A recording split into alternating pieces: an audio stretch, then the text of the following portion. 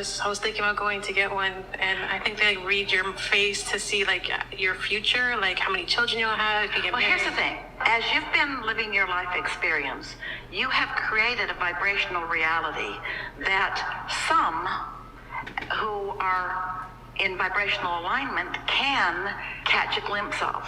And in different ways with different ones of them, they can interpret what they see or feel or sense.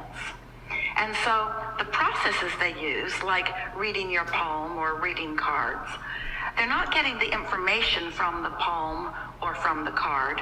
They're getting points of focus that cause them to tap into the energy that give them clarity or impressions that then they can express. But this is always true. Some of what they've got going on sometimes is mixed in. Clearly how you feel is mixed in. So if you go in all uptight and insecure, your insecurity is going to serve as a sort of veil or fog that's going to make it more difficult for them to present things in a way that you can hear or trust them. So again, we're back to the same conversation. Can they read the energy? Yes, they can, and some of them are very, very good about it. Is it of value to you? It can be. But if it smacks of you being insecure, so you're looking for someone else and their connection in order to give you information, then it's not such a good idea. If you go for fun, that's different than if you go with need. If I go in a high vibration just for like an example to aspire to from the information they give me, would that serve me in any way? Or Esther, after Jerry died, was walking through Balboa Park with friends, and some of them said, "Oh, there's a palm reader, you should go there." And Esther said, "Have you lost your freaking minds? Why would I go to someone else to interpret energy when I've got Abraham?" And they said, "Just thought you might have fun." And Esther thought, "You guys have lost your minds." So they roamed around for a couple of hours, and Esther couldn't stop thinking about this lady. And so then she told herself, if when we leave that lady's still there, I will give her $10 and see what she has to say. And when they got over there, the lady wasn't there. And Esther realized that she felt just the smallest element of disappointment. And then they turned the corner, and there she was. And Esther realized she felt just the smallest element of enthusiasm that she was still there. So she took out her $10 and sat down, and the woman began to turn over cards. Now, all that day, Jerry had been with Esther. In other words, he's dead, but that makes no difference whatsoever. And Esther had noticed that Jerry, quite often, when she could feel him around, she could feel him on her skin. And she would say, "Oh, I've got my Jerry legs on." In other words, she could feel the presence of Jerry. It's something she's very aware of and had been for the months that he had been dearly departed. And so she sits down, and the woman takes the cards, and the woman looked at Esther and then looked at Esther and then tried to look away and looked at Esther, and she said, "Have you got a man on your mind? Because you've got a man on the surface of your skin."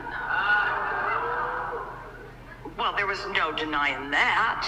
Esther had never heard anybody say anything like that, and that woman didn't know Esther or know about Jerry making his transition, but she was reading the energy, and Jerry certainly was present, and while she had these cards, she also had intuitive knowing, and what she said was right on about that.